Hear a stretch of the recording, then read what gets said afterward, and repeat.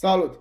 Sebastian aici și am pregătit un material foarte special, l-am gândit acum pe moment, și anume diferența dintre cei care pun în față experiența și cei care pun în față competența.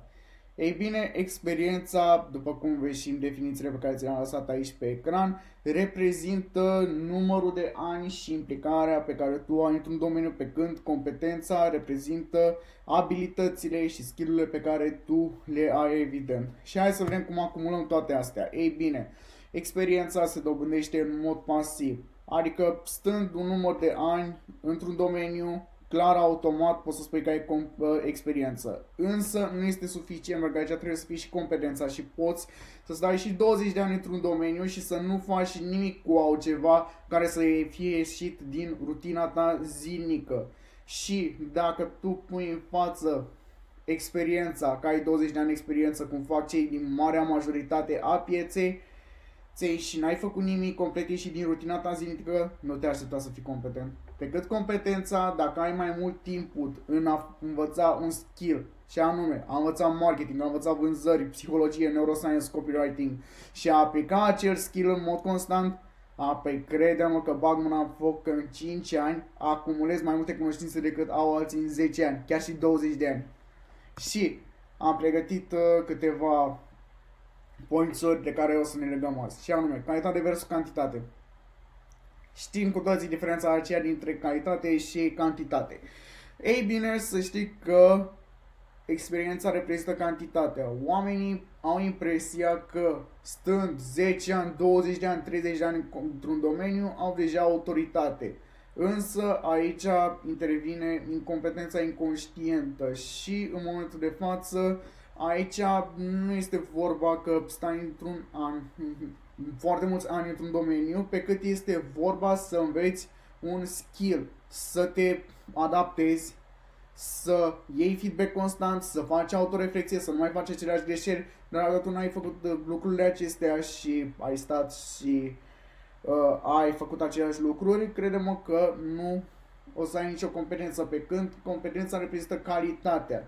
Și anume, care este efortul, care este gândirea ta și, evident, cum analizezi lucrurile și tot ce se întâmplă în jurul tău.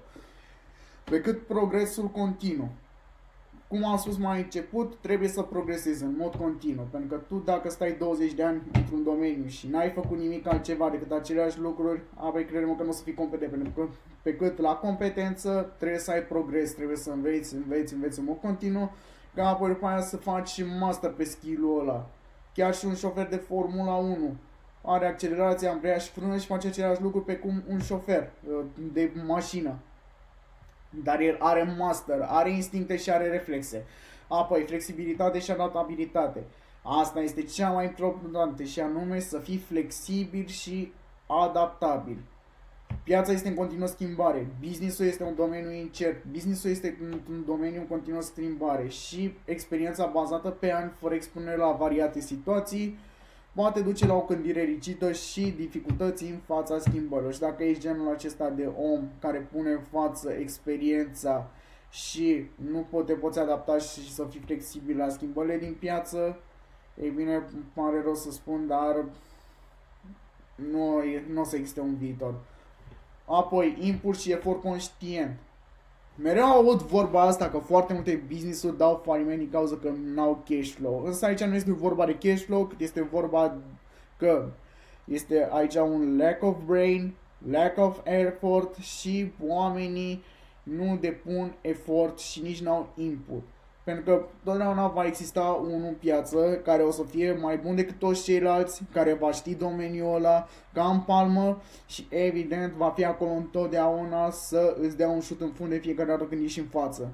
Apoi, rezultate concrete. Aici trebuie să ai rezultate.